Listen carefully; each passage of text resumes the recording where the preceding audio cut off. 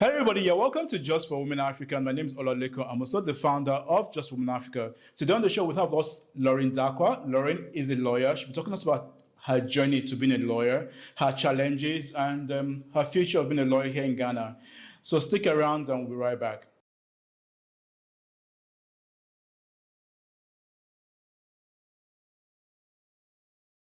Everybody, you're welcome back to Just for Women Africa, and we have with us Lauren. Lauren, you're welcome to Just for Women Africa.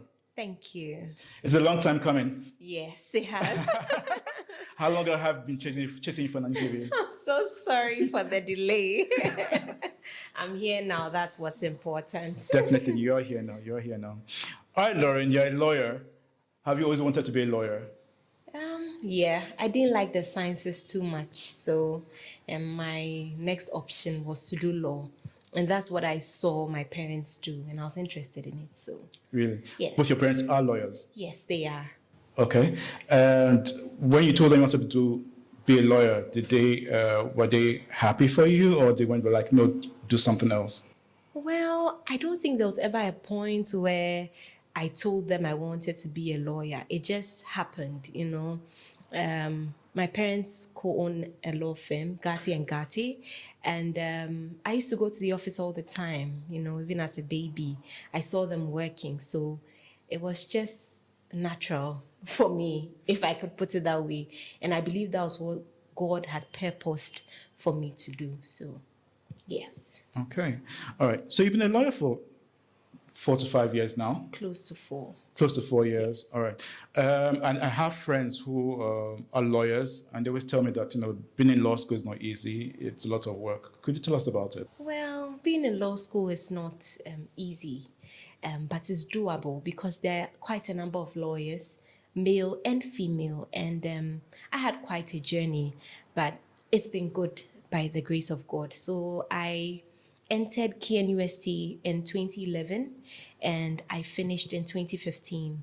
After that, I applied to the Ghana School of Law. Unfortunately, I didn't make it, and there are a whole lot of people who don't make it. And at this juncture, I'd like to say that if you've applied to the Ghana School of Law and you didn't make it, try again. Keep trying. And whilst you're trying, get on with your life. You may get other certifications. You may grow your family. You can do anything, but keep trying. So I entered in 2016 after I had missed one opportunity, and I took that time to do my national service. And in 2016, I was on the Gimpa campus, and it was a delight with my classmates, and I was sure I'll make it because I used to stay after school for some time to study what had been taught for the day. But I didn't make it with several others. And I mean, that was a time where there was some noise about quite a number of people failing. And then some special tutorials were organized for us at the Ghana School of Law campus. So I moved to Makola campus. And that was quite an emotional journey because you were in a class with people who had also failed, and everybody, there was a blanket sort of, because everybody knew that these were the people who did not make it. And interestingly, most of the people who applied for remarking made it. But most of those of us who went for the classes just assumed that the remarking would not go well, and we didn't go for remarking. I think if you speak to anybody in that batch, that was one of our regrets. But God had a plan and He had a purpose. And even in Makola, I didn't make it. So I decided that I'll move back to Kumasi campus for the next time. And by the grace of God, 2020, I made it in Kumasi. So I kept trying, and I believe that anybody who is facing any turbulence in Ghana School of Law is only for a time. It will pass, and you'll definitely be called to the bar. Definitely, definitely. All right. So could you tell us, so how many times you had to rewrite before you made it to be a lawyer? Twice, is it? I hope I'm not wrong, but from Gimpa, I wrote the first time, then I rewrote in Makola, I rewrote in Kumasi, so twice. Okay.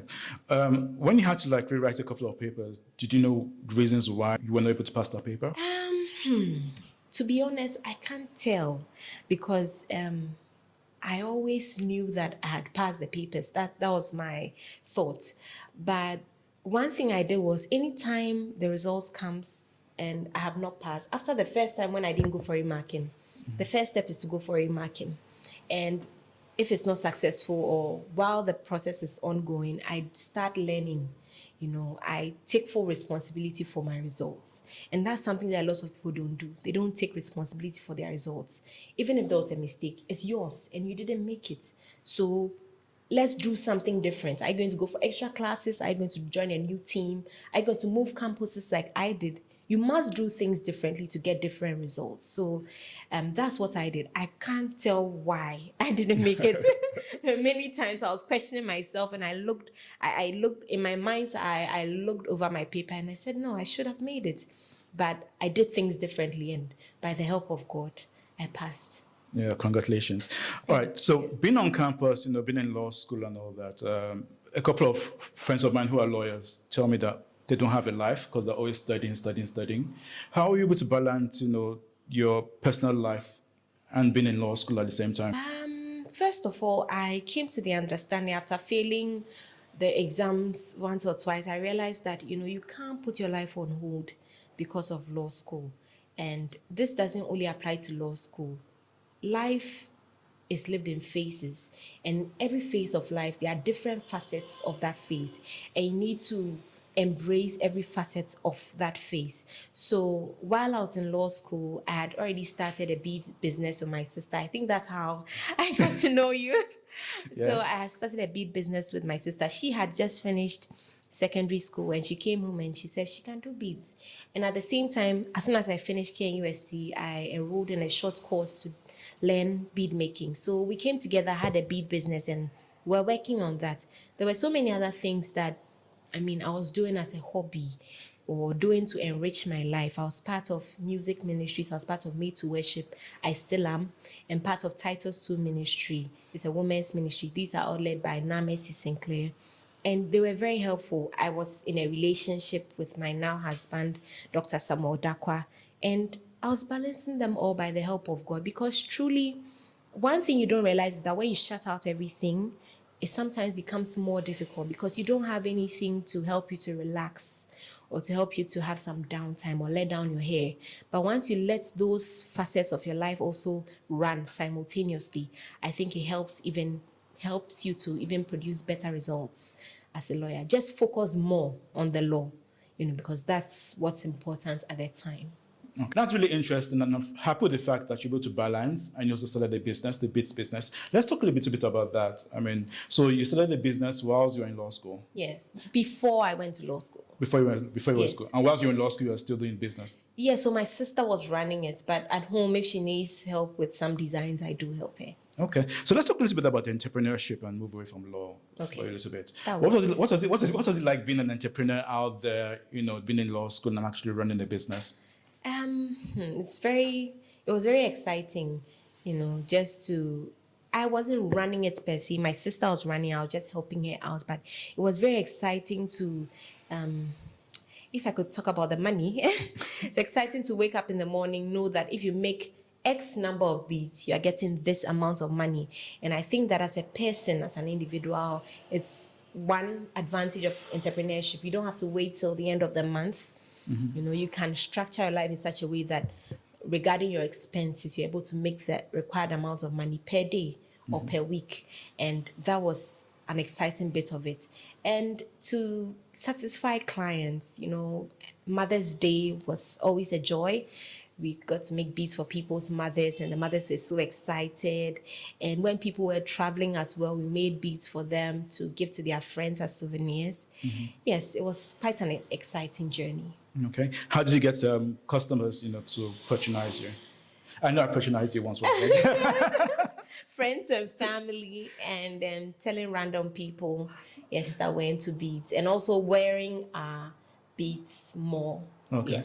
Did you ever get to export the beads out of Ghana? Well, that was the aim. We never got to export, but we did exhibit our beads at one program in Spain, an exchange program here. We got to exhibit our beads there. We sold some beads. We had some international clients.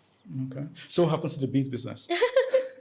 So I got busy with school. My sister also got busy with school, and then we decided to let it slide for now. So for most of our profits, we plowed back, and we have a whole stack of beads waiting to be used and sold. So I think that once we decide on the way forward, we should be back in business. We might not be the ones at the forefront of designing, Okay. but it was definitely a viable business, very exciting. And I believe that soon we'll pick it up again. Yeah, we can't wait. We can't wait. And to our viewers who are watching, could you tell us what was the name of the business? House of Jesse. Is it on Instagram? Yes, the House of Jesse. The House of Jesse. Yes. So viewers can actually go to Instagram and can find it. Absolutely. That's lovely. That's lovely. Okay, let's move back to being you being a lawyer. I was reading up quite recently, and it is said that only 34% of women, as of 2022, are lawyers in Ghana. Are you worried about that? Okay, so I think it's a matter of concern, yes, but then there are more encouraging statistics. So I checked and I realized that 52% of the lawyers who were called to the bar in 2022, the same year, were females. And I made some calls this morning to find out how many ladies were in some of the Ghana School of Law campuses, and I realized that there are quite a number of ladies in each class. And even in the last call to the bar in 2023, a good number of the people who picked up the awards were ladies. So I think the ladies are coming back strongly, and they should be encouraged. Yes. Okay, that's really, really interesting statistics which you brought up. Okay, but what you think can be done to encourage more women out there to become lawyers? I think that it should start from the basic level education. There should be more of the young lawyers going to the JHS, SHS, telling them about becoming lawyers, because there are lots of times where people just don't know what it entails, and all they know is that it's very difficult to become a lawyer. But once it's broken down into bits, like, okay, so you finish SHS, once you do this course, you'll be able to do law. Once you pass your exam, if you fail your exam, it's not the end of the world. You can do something else and come back to the law, something of that sort. It helps with putting the ladies in the right frame of mind. So I think proper mentorship, even from a very young age, should be encouraged and should be done by all of us who are lawyers, especially female lawyers. There's this crave in Ghana about everybody wanting to be a lawyer. Do you think everybody is built or meant to be a lawyer? Well, to answer the question, I'll say everybody can be anything they want to be by the help of God, if that's your purpose, you know. So I've noticed that most of the people who are doing law nowadays are not just people who want to be lawyers. There are people who just want to have the legal knowledge. There are HR personnel who just want to have the legal knowledge. There are CEOs who have been have had difficult challenges with some of their work and felt like they need to know the legal implications of what they are doing. And because of that, they are going to law school. There are people who have finished with all that they have to do in life and decided that, well, as part of my CV, I want to add Esquire, so I'm going to become a lawyer. So anybody who wants to become a lawyer, you can be anything you want to be. Just count the cost, count the cost and be sure that this is what God wants you to do, and pursue it, because it's not, people say it's difficult. It's not just a walk in the park. There's a lot of work you have to do. So be ready for it all.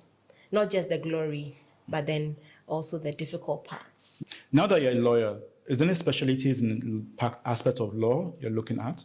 My current interest is ADR, alternate dispute resolution, with special focus on arbitration.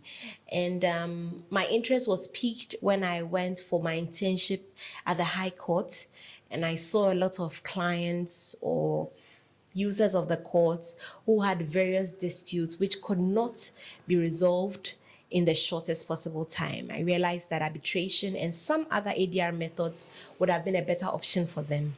And I began to research and write papers on it. And I've come to realize that it is the go-to dispute resolution method. And I'll advise that any client who has any challenges, if it's taken to court, connected ADR, or probably is suggested that it's taken to arbitration, negotiation, mediation, do not reject it, because it is a good means of resolving your dispute. You don't always have to have your day in court. You can have your day elsewhere and have your dispute resolved. Okay, Lauren, as we bring the interview to a close, what's your advice to women out there in Ghana, all over Africa, women who are watching you, who are inspired by your story? What is your advice to them? So, thank you so much, Daniel, for this opportunity. First of all, I'm so grateful to be here. And it's been a long time coming, and I'm glad I finally made it. So, I like to tell all women all over Ghana, Africa, and the world to first of all trust in the Lord. You know, Proverbs chapter 3, verse 5 to 6 says, "Trust in the Lord with all your heart and lean not on your own understanding. In all your ways, acknowledge Him, and you direct your path." I've come to know God as a sure friend, as one who will always be there for you. And in times of trouble, you can trust in Him.